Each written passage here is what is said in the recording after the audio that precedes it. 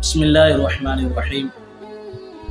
کبھی آپ تنہا قبرستان چلے جائیں اور اپنے کسی پیارے کی قبر پر فاتح خوانی کریں تو ایک لمحہ کے لیے آپ کو محسوس ہوگا شاید اس سارے شہر میں واحد آپ زندہ انسان، باقی سارا شہر منو مٹی تلے سو رہا ہے۔ اسی طرح آپ کسی اسپتال کے اندر چلے جائیں، آپ اندر داخل ہوں گے اور آپ دیکھیں گے ہر طرف مریض ہی مریض ہیں، بیمار ہی بیمار لوگ ہیں، تو آپ سمجھیں گے کہ سارا شہر ہی بیمار ہو گیا۔ اسی طرح آپ کسی شاپنگ مال میں چلے جائیں تو آپ کو ہر انسان خریدار نظر آئے گا۔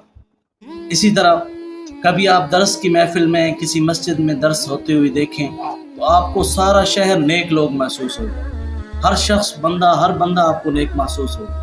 یہی فرق آپ کو سینما اور دوسری چیزوں میں بھی محسوس ہوگا۔